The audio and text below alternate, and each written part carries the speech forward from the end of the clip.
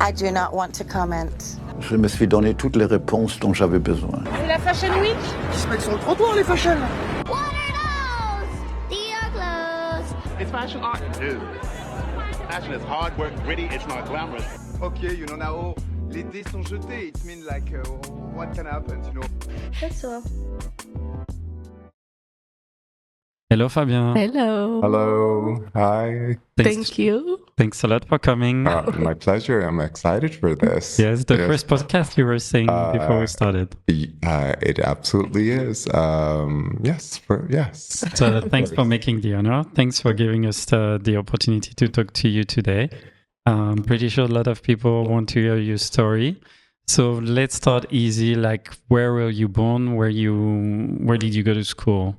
Okay, so I was born in Barbados, which is a small island in the Caribbean. It's beautiful. I've been there. It's beautiful. You love? I loved it. It is an incredible place. I went to school at law school, which is a pretty nice school, and then I went to the University of West Indies. And then one day I just left. Where were you studying? Like information technology to do computer science. That was what I was studying when I was in Barbados. It was kind of like for me at the time, because it was either you go be a doctor or a lawyer. Yeah. And it was kind of the thing that I thought, well, maybe this is the most creative thing that I can do. So that's why I went into that program at the time. Okay. Yes. How was it growing up there? Well, for me, like I was very sheltered in terms of like my education was priority. And because your parents really were about school and stuff. Well, I didn't grow up with like my mom really, so it was kind of like she wanted me to be in a better place than she was. So she put me in positions where I could excel. And so it was kind of like, I mean, when I look back now, I understand, but at the time, like, it was kind of like, maybe but I'm very happy with everything that has happened and where it's brought me and what it's taught me about life and about family, and what to appreciate in life, and Because you're a family of you're an only kid. No, I have a brother and a sister. Younger than me. So you're a little bit like the leading one, the one that needed to get out, the one that needed to break the cycle. Pretty much, yes. So after, like, you went through studying and you went the full course, you graduated? No. I remember like I had been to New York because while I was going to school, I was working for an airline, and so I would take trips like whenever I could. And it's the only job. That's the best trick. That's the best part. It's the only job I've ever had, like in terms of like a 9 to 5, if you would say that. And what were you doing? You were like a steward, or no, not a steward, but like like when you go up to customer service. Yeah. Okay. Like when you go to check in and that kind of stuff. But I worked in the first class section. Okay. Okay. It's quite funny. So I had been to New York on a trip, and it was like in December, and it was super, super cold in New York. And I returned to Barbados, and I went back to university, and I had bought like these clothes that I thought at the time, I mean, it was quite a moment for, I guess, for the kids in Barbados. And somebody had said something, and I realized at that moment that it wasn't where I needed to be and how I could live my life if I wanted to excel and grow. So you understood that you had to live. I needed, yes, at that very moment. I remember it like it was yesterday. Because you felt different, or is it because you saw something different and I felt different, and people kind of said things that made me feel like I didn't have a place there. So there was that, but I always knew that I guess from like 15 that I wanted to be in fashion from like an image, and I didn't know anything about fashion. Like there was no reference points in Barbados, like, or I didn't have access to the reference points. So going to New York and seeing life and seeing like different experiences and culture, and it made me understand that like there was something bigger. And what year was this? Sorry? Which year was this? Very long. A very long time. But you must have changed, like seeing every like.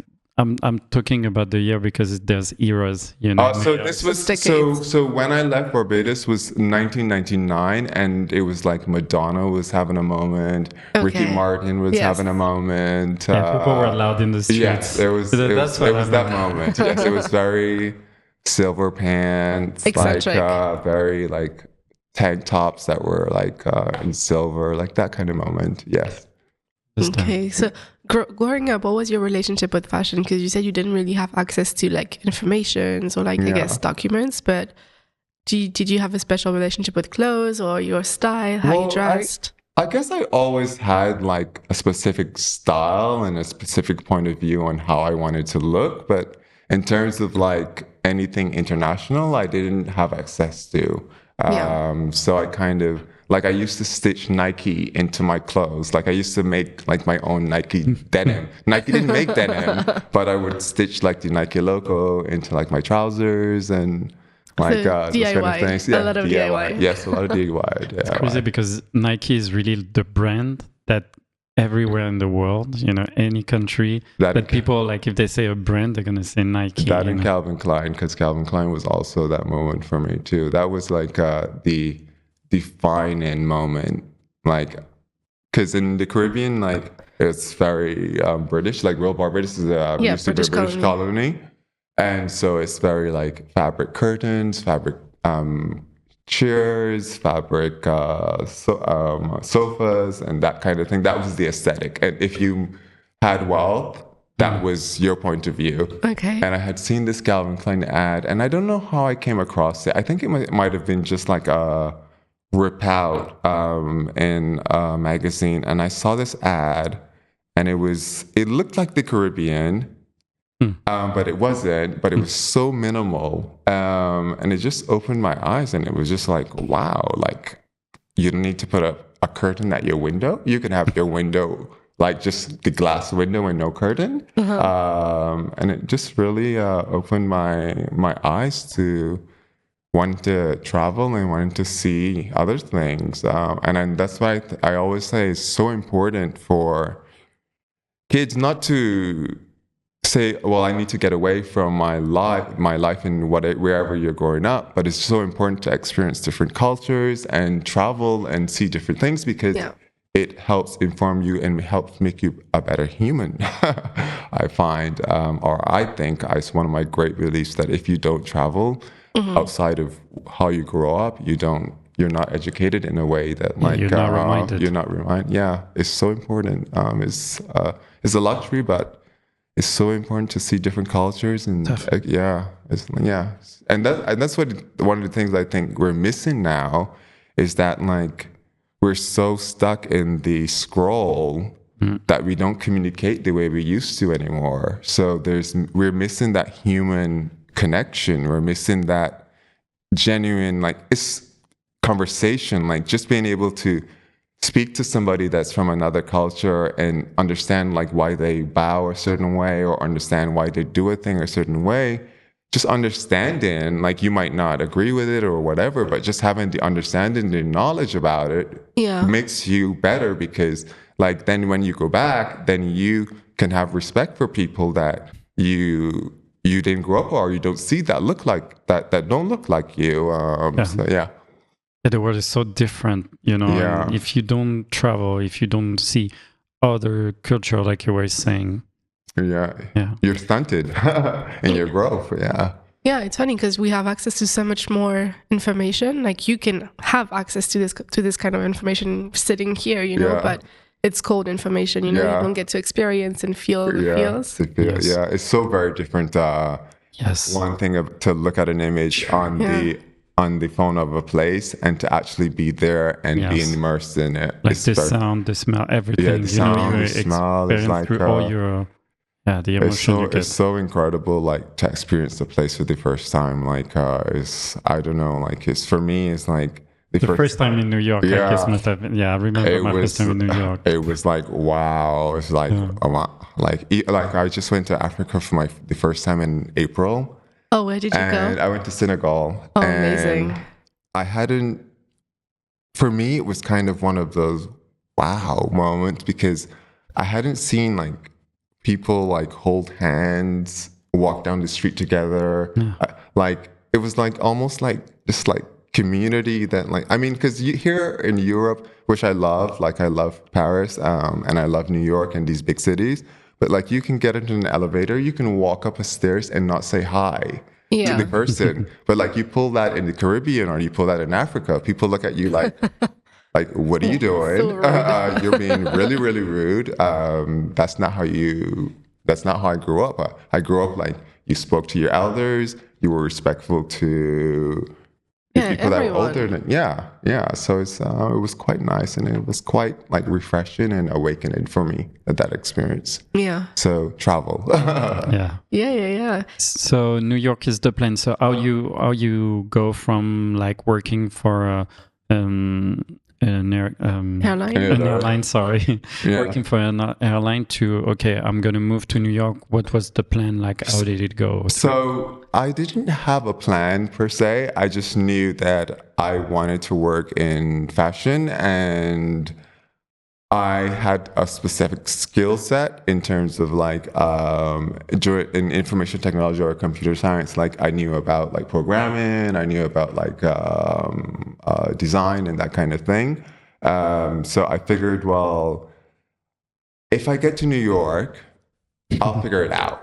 I love this, man. I'll figure it out. And I mean, of course, like it was kind of tough in the beginning, but like I was fortunate enough to, along my early days, to have met some really incredible people. And one of my first jobs was an art director, and I redesigned like the Elite website, and this is when like when websites were now taken off, and kind of like everybody was like trying to get onto the wave of like websites and this kind of thing and blogs and that kind of thing. So the internet. Yes, the internet. Yes.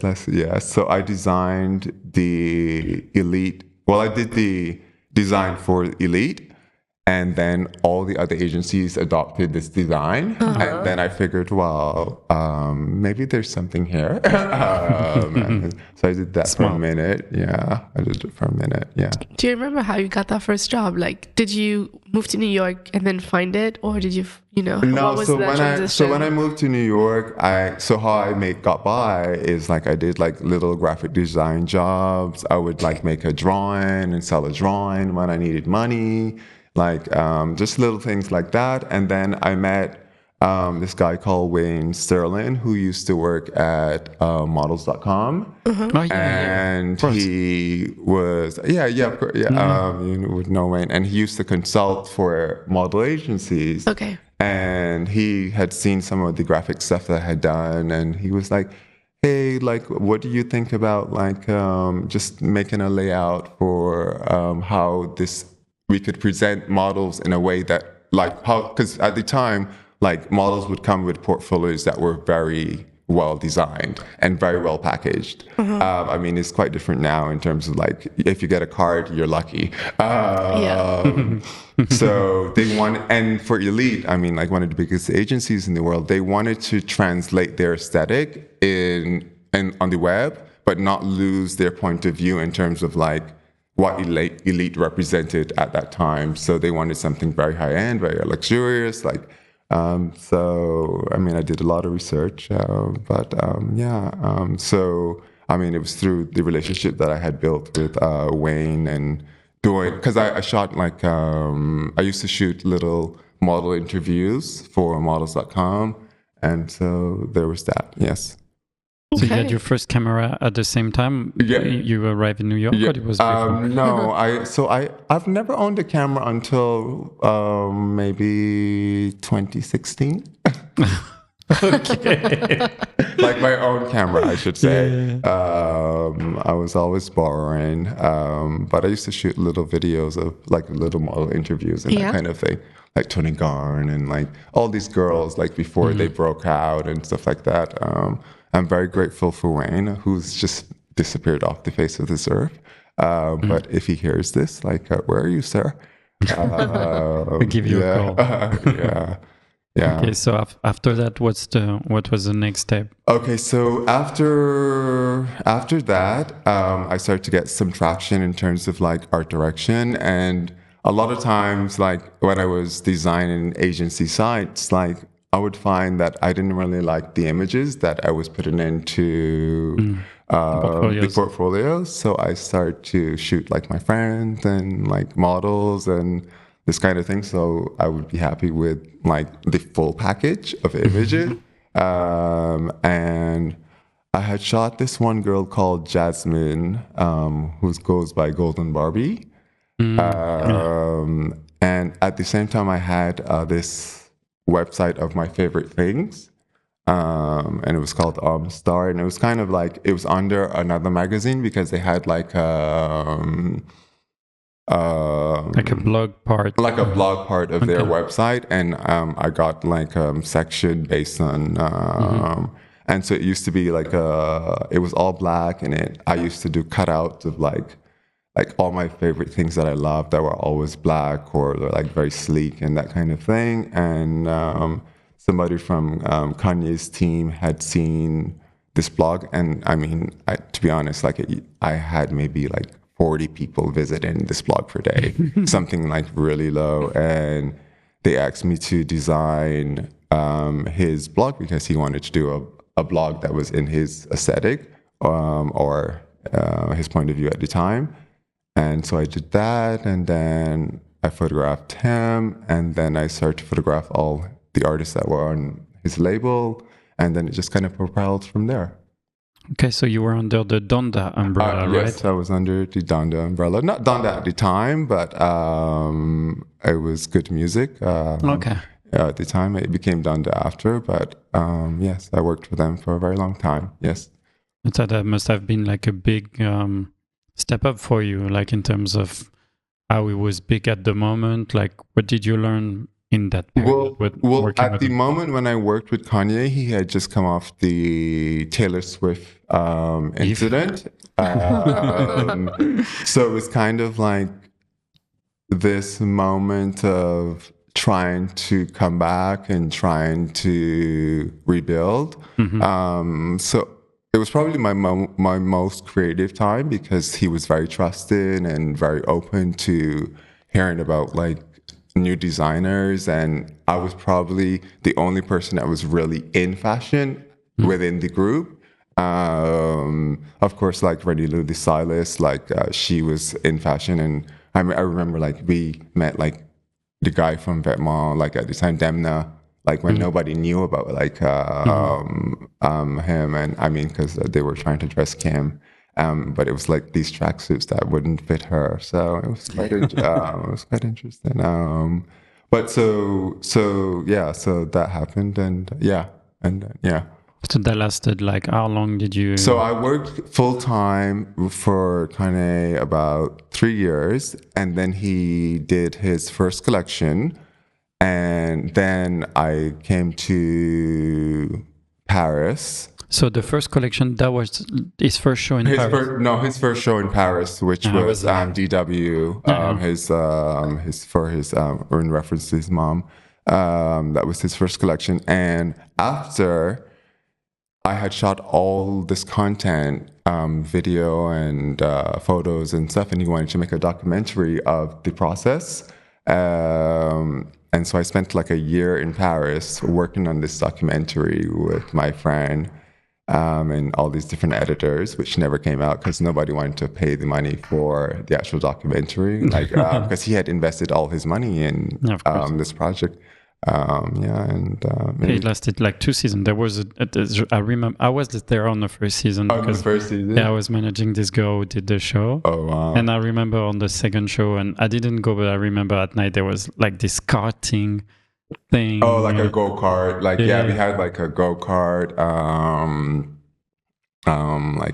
in the show, and I have video and stuff from all that because we had some good girls. Like, we had the lineup was crazy. We had some. I mean, it was quite expensive, but maybe that's one of the bad habits not a bad habit, but this investment in. It's not a bad habit. It's a good thing to invest in yourself, but to take all your money and invest in projects. He had invested so much of his own money I guess he was so passionate about it. He was so passionate about it. And I understand it because I do it a lot. Yeah.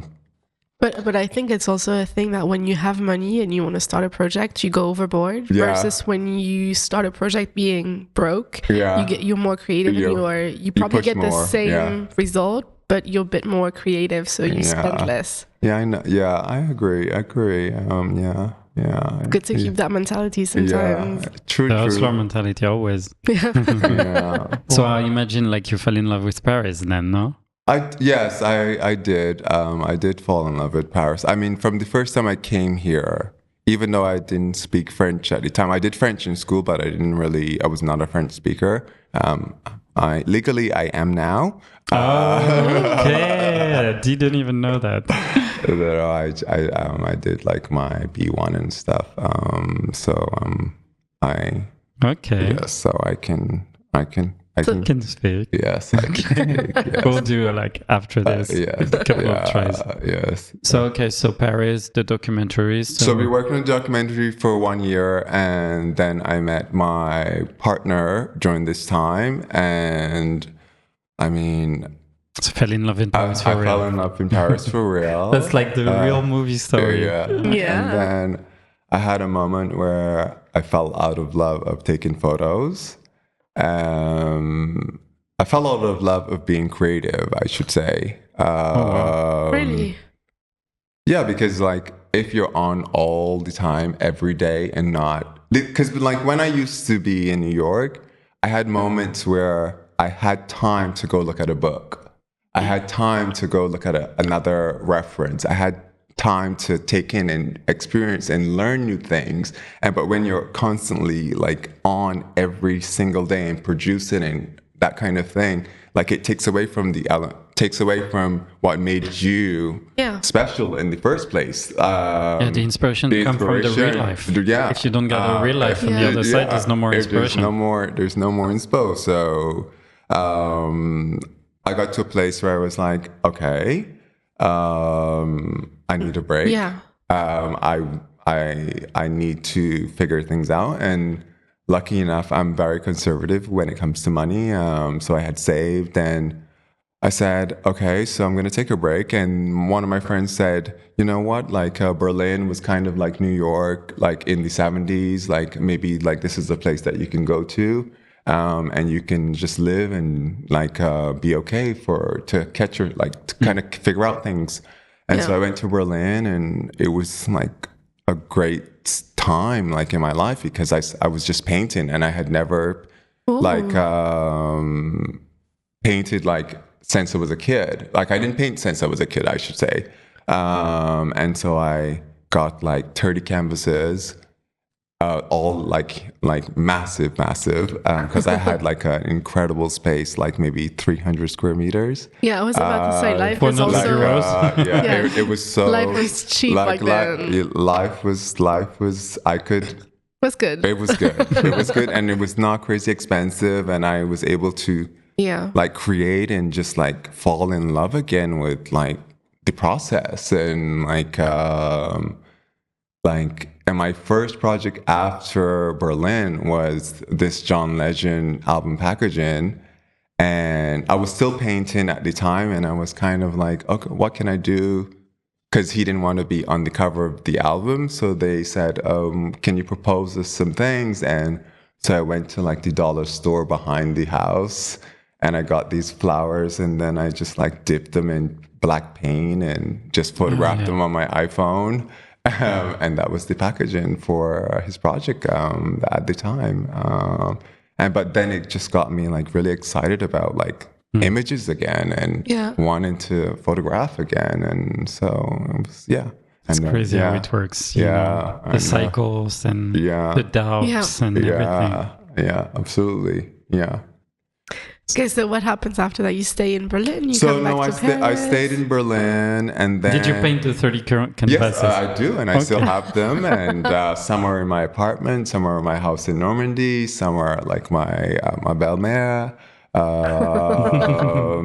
that's the French hitting now. Yes. So they're kind of like all over the scattered, but like someday they'll come together and maybe an expo. Yes. Someday. We'd love to see that. Yes. Same. It's gonna happen. But at the time it was not for that. Like it was kind of just like an escape and a moment, a spell of like everything that was going on within me to kind of get me back to a place of center and like, okay, why did you start this process to begin with? Like just remembering like why I loved fashion and why I wanted to be in fashion. Yeah, because from what you say, it seems like things went really fast. Like from the moment you got to New York, you did a couple jobs, but then you met this person and things kicked off really fast. Yes, and well, not really fast, but it progressed quickly once I started to hit when I got the relationship with Kanye. Like everything became on a higher level in terms of like who I got to shoot, like the access that I had, like the people that I would meet.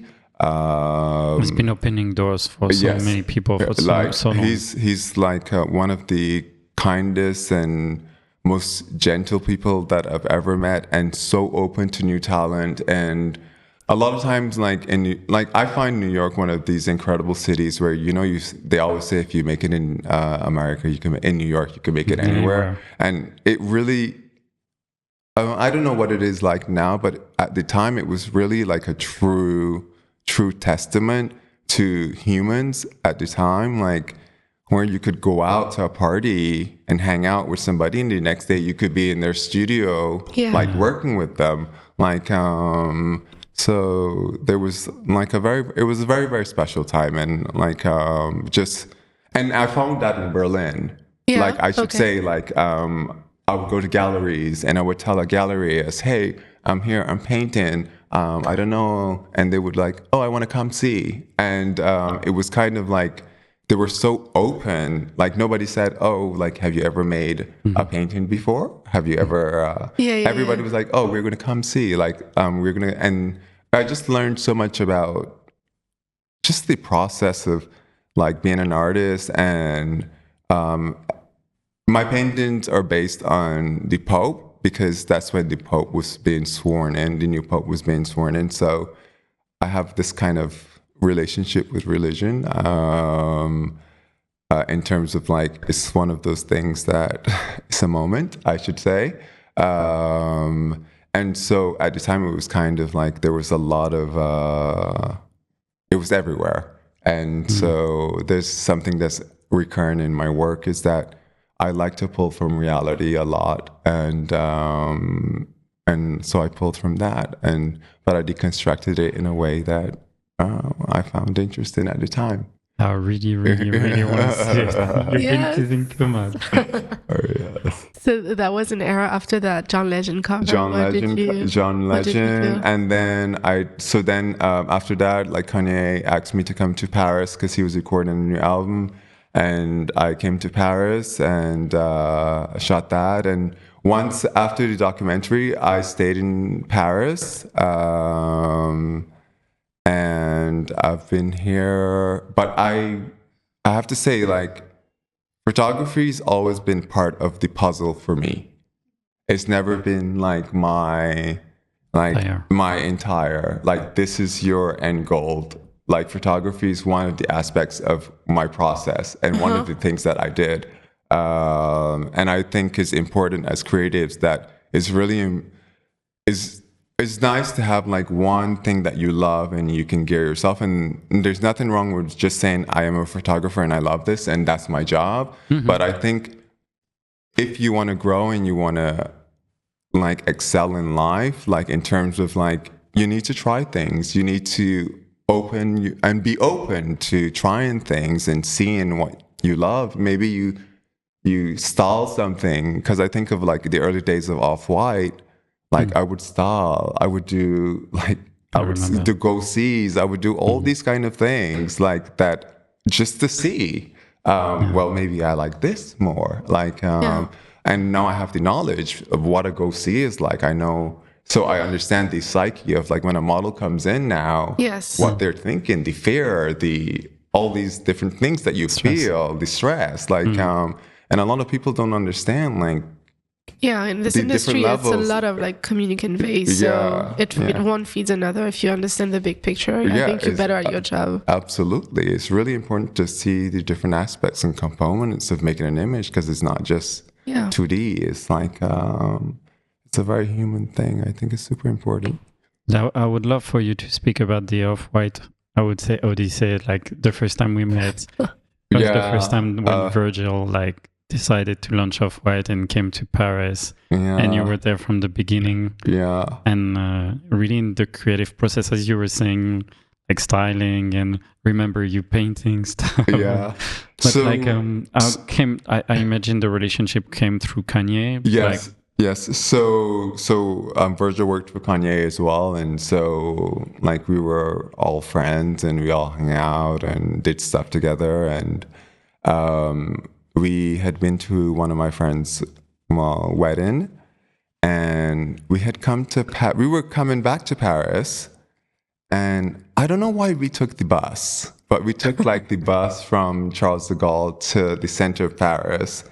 And we were talking, and he mentioned, "Oh, I'm working on this brand," and I guess like I was the only one from the group that was like in the epicenter of what everybody was like. Okay, if you're in Paris, like you know about fashion and that kind of thing. So we had a conversation, and he was kind of explaining to me why he chose the name and this kind of thing. And I said, like, as you do to your friends, like, hey, like if you need help on anything, like I'm here, like with pleasure. And so that's how it started. I went to Milan and I shot like his first campaign and his first lookbook, and well, not his first lookbook, but for men,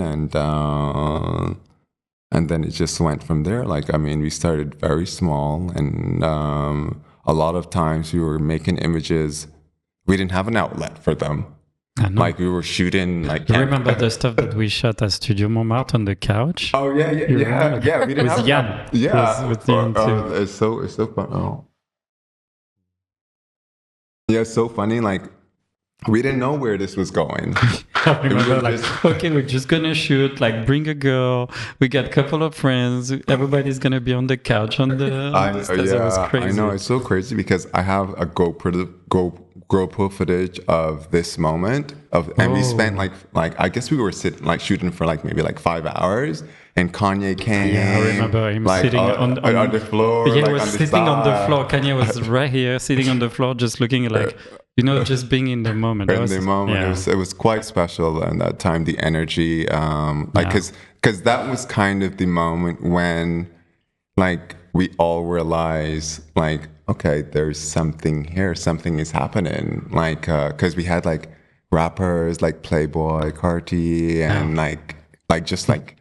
just here, like all these cool kids, and the energy around Virgil, it was crazy. It was infectious and very inspiring. And I'm very grateful and happy to have been a part of the process. And I remember, like, as we were growing, like, and we were doing these different things, like we were like, because I mean, to be honest, like, we love fashion, but we didn't know anything about it. Like, even when Kanye did his first collection, like, we had all these really great designers and stuff coming into studio and consulting and stuff, but of course we knew who like Yves Saint Laurent and these people were, but we didn't really have the knowledge to be like, okay, well, this is the great, like a really good magazine. And if you can get into here, if you can get the clothes here, like then it can propel you to there and that kind of thing. Like there was none of that thought process. Yeah, there was no like, we weren't thinking about the politics at that moment. But I think that's what make it great, because you only focus on like doing your thing. You're not, yeah, absolutely. And because now, so many people, they want to be creative. I see it, from like when I receive a mood board and what's the final work is, but they don't have this courage, and they want to do, but maybe I'm going to do this, and they take out the creative part so much, and it makes images flat too. It's so nice, man, to just create it's like no agenda. Yeah, but we had no agenda and no money. But as you said earlier, it's like one of those things that like when you have to, of course it's nice to have money to make things. Of course. Money can we like comfort sometimes. But I don't know, like it forces you to bring something that like you have to really be creative, because like you don't want to make an image look cheap. And you ask for friends. And you ask your friends, because I remember like those first lookbooks and stuff that we shot like at Villa Savoy, and like like I had asked all my friends like, oh hey, can you style this? Can you do this? Can you do that? And you remember the thing that we shot with the Ferrari? I think it was Arthur's Ferrari. Oh, it was Arthur's Ferrari. Yeah. We kept the thing going. Oh my god, that was crazy, because like, so I mean I love old cars.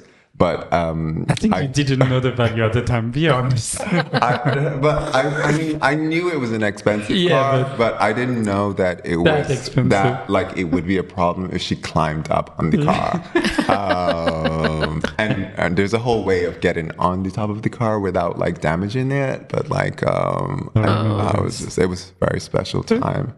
And I thank you for being a part of like thanks for taking me. It was it was really like good. This whole ride, and like the whole energy that you guys had, and Virgil, like you were saying about like it was so giving, always taking the time, always like I see him on the streets and he cross over to say hi, always like till the end. Like I didn't see at the very end, but for as long as I knew him, he was always nice, always respectful, always taking the time to speak to the people, and not playing these sometimes fashion people from Paris, like don't have the time, or they don't recognize you once they blow up. Yeah, absolutely. And I love the culture that he brought up, around him, and the people around him, nurturing the talent of everyone.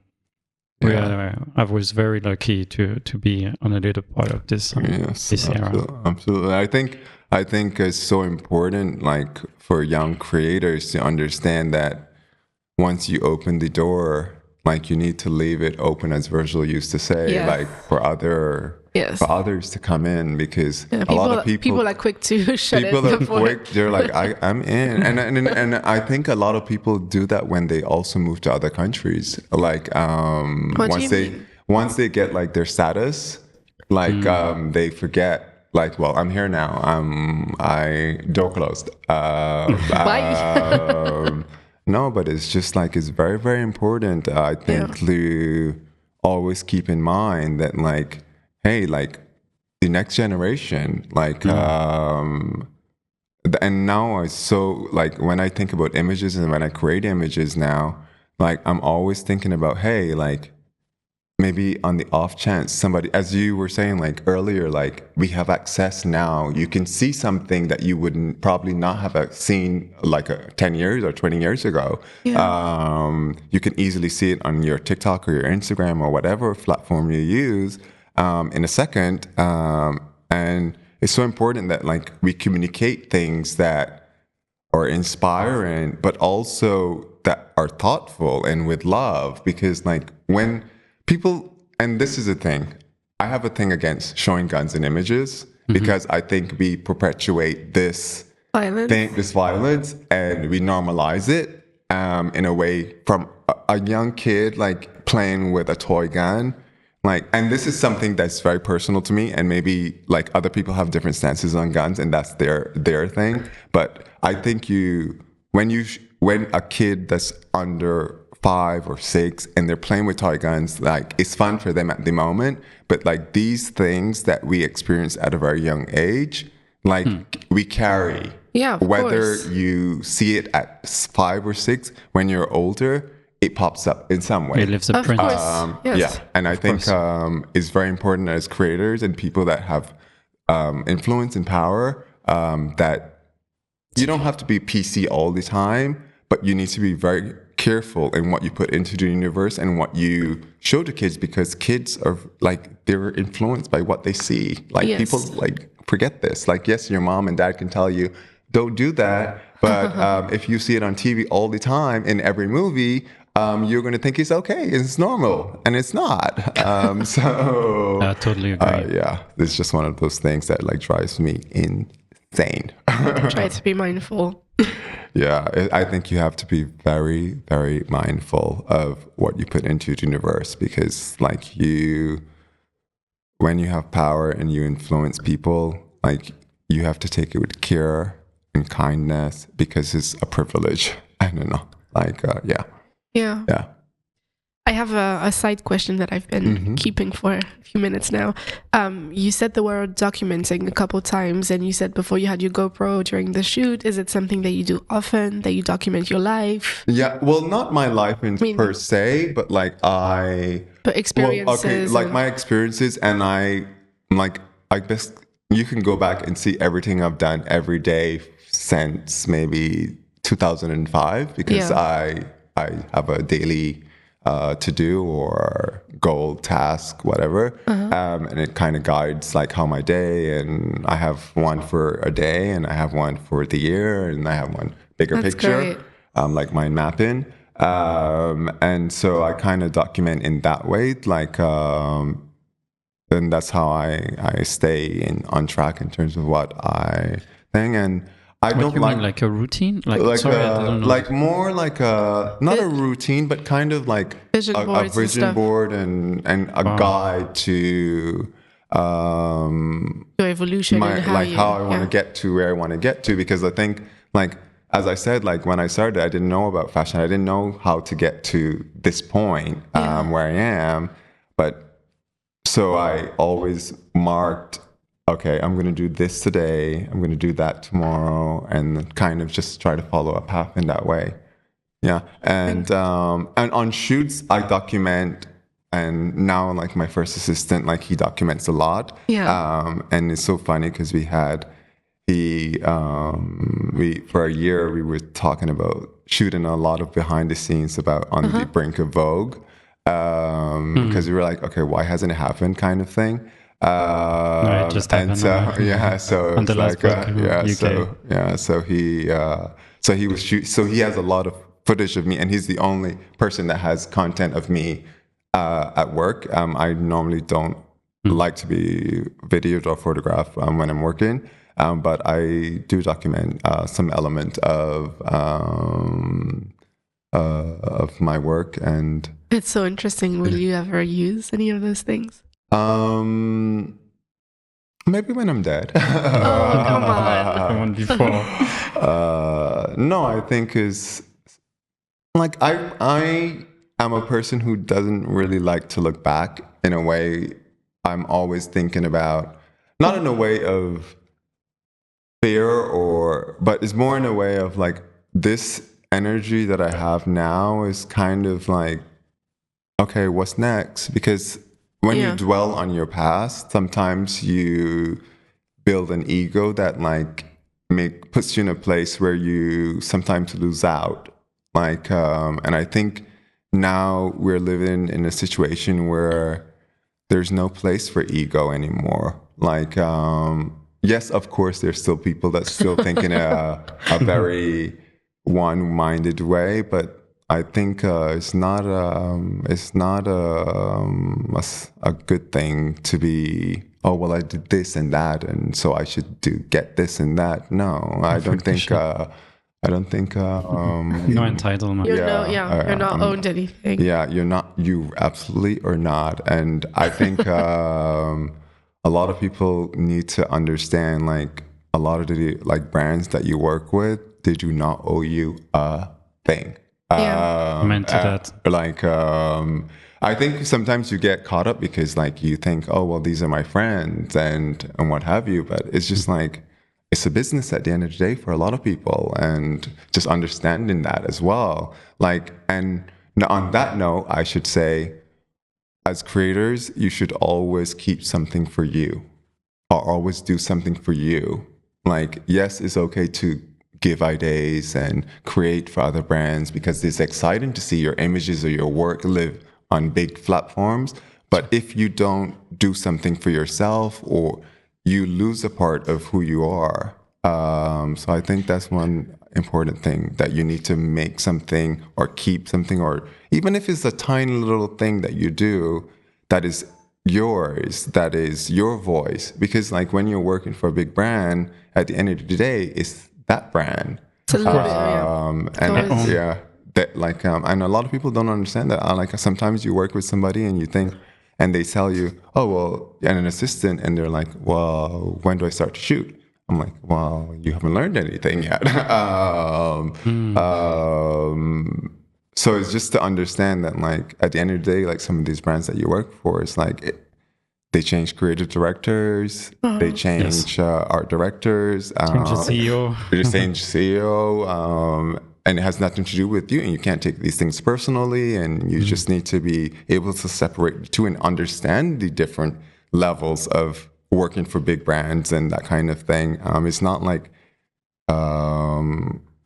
your best friend where you can be like, hey, like, what did you do that? No, it's like, it's a business. Yeah. Yes. Yeah. So you've stayed in Paris ever since? Yeah, so I've been in Paris now for 11 years. Oh, wow. But one of the things that I kind of cut off earlier was that even though I lived in Paris, I was not working in Paris besides OffWhite. Like, I traveled for all my work into America. Why is that? Why do you think? Because you're a person of color, let's say. Yes, there's that. Like it took them like how many years to recognize the talent of the people of color in this industry? Absolutely. So now everybody is a fan of course. Yeah, like it was, you were the token. But I have to say, like, in my experience, and I don't think about those things in a way where, like, for example, like if I get a job, like I don't think, oh, well, I got it because I'm black, or I hope that that's not why. That I don't get it because, oh, well, we need a black photographer on this because of this or X, Y, and Z. I hope I get a job because, well, you're good. Yeah, of course. And sometimes, like, people don't understand, like, oh, well, yeah, you want to work with certain talents or what have you, but you need to get the best people for the work. If they're good, they're good. And a lot of people don't understand that sometimes. They think, well, you're black, you should have a full black team. No, I'm getting the best people for the work. Yeah, of course. Yeah, of course, yeah. Like, it goes both ways, you know? Like, yeah, absolutely, it does. Sometimes it's ridiculous, like, okay. Yes. It needs to make sense, you know. I think like we forgot a lot about common sense, you know, about things like, okay, we need like to see, like, I'm gonna do this because it's gonna be portrayed this way, you know. I'm gonna have my team all black people, but I'm black myself, you know. I'm not talking about me, I'm talking about you. Like, you don't have to justify anything, you know. You want to work with anybody that's at the level that you need for the job. For the job, absolutely. Yeah, or that you had a good connection with, or whatever. Yeah, absolutely. Reason. Like, I mean, I'm like mixed race, so for the first time this year, I heard I was not black enough or something, and it's the first time I've heard it in my life, and it was kind of like one of those moments. I was like, really? Wow. But my experience, like my life, like, what do you mean I can't say this? Or I can't do this because of the color of my skin, and it was quite a moment. But like, but you had this direct comment, like they said that straight to the point. Yes. Wow. Yes, it was quite. Okay. It was quite a moment, but it was also a moment to educate and which I did. Because if you don't speak up, if you keep your mouth closed, as Deborah Shaw said, closed mouths do not get fed. That's a good one. So if you let people walk over you, shout out to Deborah.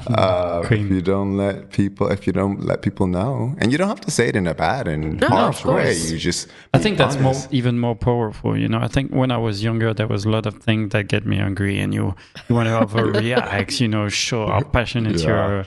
You know, about things, and I think that if you're really calm, and you can speak the words, you know, I think it gets, even the people in front of you will be like, oh, but it's not acting like I'm thinking it would act, you know.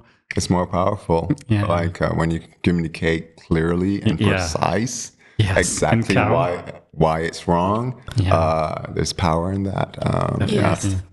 100%. 100%.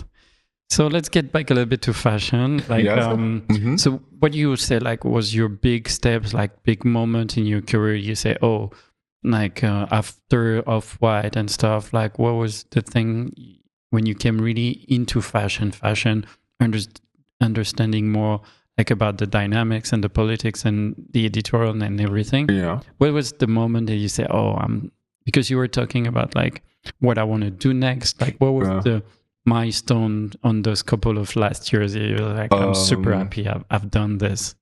Okay. So I think like along the way, like I've always been working on other things, like in terms of like in fashion, like not specifically like shooting like editorials or whatever, but I was always like trying to build relationships with like young brands that were coming up, and I was shooting for young brands because I like the energy of young brands, because like you can have a really good point of view and create something that like you can't do at necessarily a super big house, because there's all these rules and layers, and every creative has to go through multiple people and that kind of thing. And one of the special things about OffWhite, it was that like I would just say to Virgil, I want to do this, I like this, and he would be like, oh, just get the clothes and you go shoot it. So that's why I still to this day continue to work with new up and coming brands. Sometimes it doesn't always work, but I love the energy of young brands and people that are excited to be in this industry. And so just to go back to your point, like so I've always done that. And during COVID, or like when we were all in lockdown, because I guess like for me, like as I said, I was like traveling for work mostly to LA and New York and doing a lot of music stuff while I was in lockdown. And I realized like, well, the world is going to change. Like everything is going to change. Like, what am I going to do? Like if I can't get on an airplane. And so I started to think about, well, I live in, well, I guess we call it the fashion capital because for a reason, because like all the great brands, a lot of great brands are here that a lot of people aspire to. And I just started to pivot. I just started to say, well, I need to make Paris work. I need to figure out a way to survive in this city and to excel in this city, not just survive, but be at the top and create things that resonate and that can live like beyond me.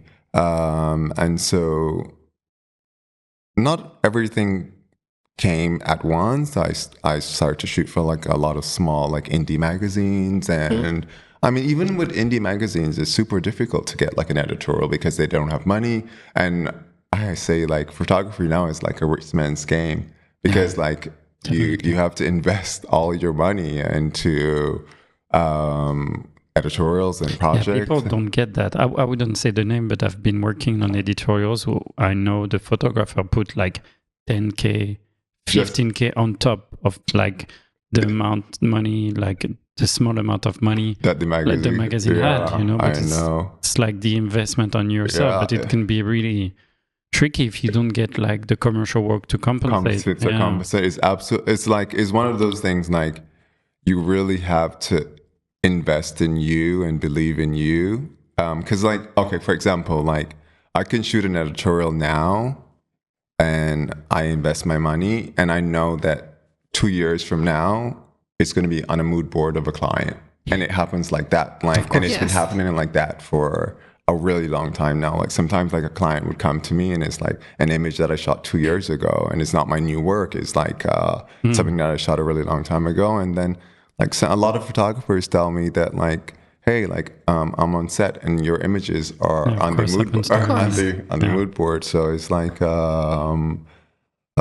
it's just one of those things. Like it's very unfortunate. Like the way things are in terms of like for young talent, because like if you don't have the money to invest to create, it's really, really difficult to get into these magazines. Because like if somebody say, well, I have 500 euros for an editorial, and well, now the agencies, like you have to pay there's a minimum fee for the talent, and like you can't get a studio at that price. You can't, so you have to invest in your money, and if you don't have the commercial work, as you were saying, like it becomes really hard to kind of create at the level because you compete with people that can invest money. Yeah, absolutely. They're going to do like, oh, this image is crazy, but you don't know that just the rental of the light on this set is 10 grand. Yeah, so yes, I guess so it's like crazy, It's a really wild, thing. But it's, and it is a luxury to create and see your dreams and see if you have a dream and you have an idea, and it is very special to see it live. And that's why for me, like when I shoot an editorial, and I think even on some commercial jobs, like I lose my fee because I want to invest back in the project, not because I don't want the money, but because I want to make the image at the highest level. And it's very important to me that I am shooting things that I like. And sometimes I have to let go of the money. Do you say you're a perfectionist? I'm not a perfectionist, but I like things just so. That's a good answer. Yeah, I like things just so. Yeah. Okay, and so what's for the future? Like, what's your vision? What do you want to spend? Like, you've been in this fashion game for a long time now. You get the high-end clients, you get the top editorials, and I think you reached to a certain level. So what's the next step for you? What you want to achieve next? So, I mean, me personally, I think I still have a long way to go. I'm like learning new things every day, and I'm growing, and I want to continue on that path. But in terms of like my future, I think this industry is changing a lot. And as creators and as photographers, or whatever your title is, you have to understand that the way and the value of images now is a lot different to how it was 10 years ago. And a lot of people still think, well, the usage is this, but the thing is that like people don't have the same takeoff from a picture anymore. Like imagine you think about like how many images you see per day. It's insane the amount of images that you take in every day. And for an image to resonate with somebody, like yes, something can be beautiful, but like how do in a feed of like 1,000 or 2,000, 3,000 images, an image stops you? Like it's very different now, and that's why I don't even like get upset anymore or like be like, oh well, the rate should be this and that kind of thing. It's like you have to understand like the business is changing. It's like with like CDs. It's like when we went digital. It's like like this is what's happening in fashion now. It's like you need to work a little bit harder and a little bit more. You need to grind a little harder. But I mean, you have to think there's so many brands. Then the world is not just Europe. Like there's India, there's Asia, there's Africa, there's the Middle East. There's like there are a lot of places that you can grow and work. And I think and we come back to travel. You need to experience and see different things and work in different places, and it's exciting to see your work live in different countries and see how people take it in and that kind of thing. And so for me right now is now like about building and expanding in other countries and having my work in other places and developing like my brand in other places, and just continuing on that path. And like I'm not trying because I'm doing it. I'm back into music again and shooting musicians and shooting music videos and working with like a lot of like actors and French celebrities and different celebrities in the UK and the US, and just like kind of building like some of the things that excited me when I was younger, and just getting back to that energy that I had when I was younger, like the hunger. And yeah, not sitting around and waiting for I guess. A brand to come to me. I'll go to them with a creative first. That's beautiful. Yeah. So back to your first love, huh? Yeah, Kind of. absolutely. Because you just mentioned videos, because at the beginning of your career you were talking a lot about videos. Yeah, I did. And I haven't heard about videos. And Yeah, now I it's picked back up a video camera before I had a photo camera. Like I used to shoot like these little, because I was obsessed with Andy Warhol and his take on the mundane, and just for like the experience of having to watch something so painful, where it was like not painful in the sense that it hurts you, but it's just like now you ask somebody to watch a 3-minute video, they're screaming, they're like, it's too long, it's like 15 seconds, a minute is, even a minute people are screaming at is like 15 seconds, like cut it down. But I have all this great footage. No, cut it down, 15 seconds. Yeah, because we don't have the attention span anymore, and so you're right. It's really crazy. I was actually just thinking about that. Even, you know, in your day to day, you listen to a voice note, you'll put it like fast forward, like 1.5. I'm on TikTok a lot. I spend a lot of time on there. Yeah. I would fast forward the video that it's already a 30-second video. Long, Why do I do that? It's crazy. Because you want to get more in. You want to see more. But you know what's crazy? But more of nothing.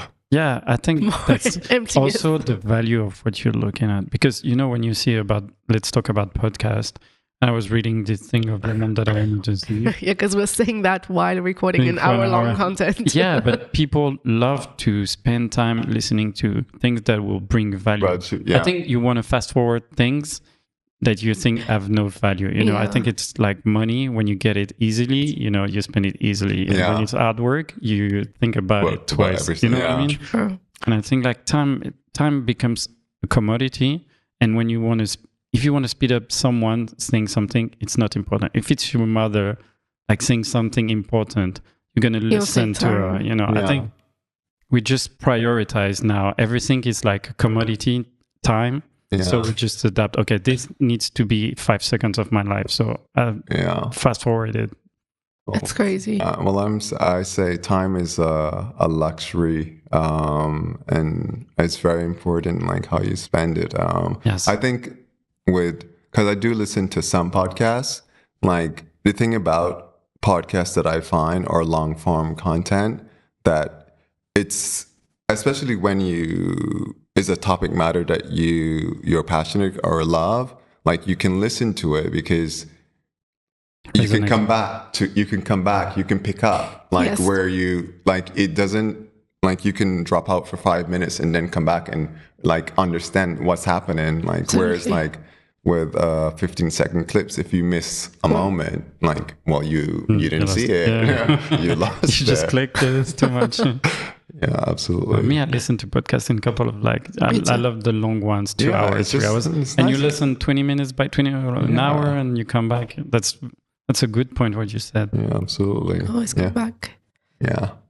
Is there anything else you want to share with us? So I'm working in the direction of like continuing and growing in other countries, and also having my archive, because yes, I take pictures, but I never ever go into a shoot thinking about picture and like I want to make a fashion image. Like there's always context and layers to every image that I make. So I want to see my archive live in a different way, and that's in galleries and museums, and so I'm kind of pushing in that direction as well. That would be major. Yeah, because I have like a lot of things that people haven't seen that I think need to be seen and experienced. And when I say experience, I mean not just see the picture on the wall, but also the audio, like the video, because like I have a lot of video from like my shoots and that kind of thing, and more like sensory experiences to the images, just so people like, for example, like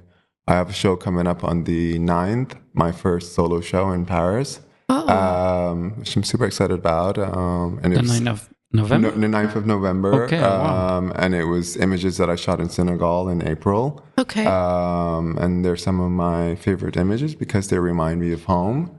And it was...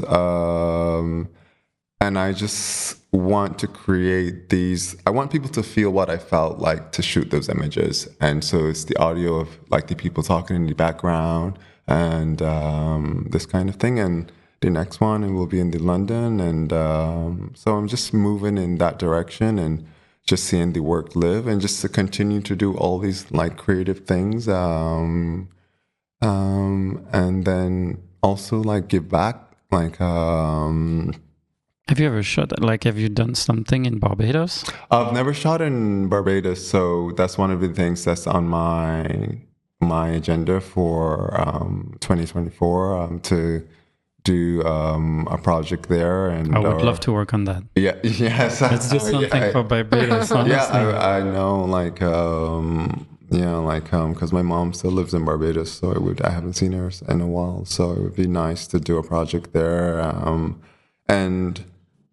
And I, as I say, like giving back, like I've been very, very, very blessed, and I've had a lot of great opportunities, and I would love to, and I've been doing it. Like I've been doing talks with universities here in Paris, and just about like the process of being a creative, and that's why I'm happy to do this podcast. So thank you guys for having me. Thanks. Thanks. Just for you so to people share, you know. Yeah, just so people understand like that this is a process, and like while you might see something looks like that is happening overnight, it's like it's really, really hard work because like a lot of times I do not sleep just to make a delivery that's like insane now you think about it, but it's just that we're moving at a pace as humans like insanely fast, but it's just the world right now. Yeah. Thank you so much for taking the time. Yeah, Fabian, that was an amazing episode. Thanks for sharing. Thank you so much for having me. I really, really appreciate it. Thank you. And we're going to come to the show. So it's tomorrow. It's... we're on the 8th, no? We're the 7th. Okay. It's on the 9th. It's on the 9th. Yes. I haven't sent out anything yet, but like I'm going to do it tonight or tomorrow morning. So you'll get the invitation. Amazing. Thank you. Thank you guys for having me. Thank you.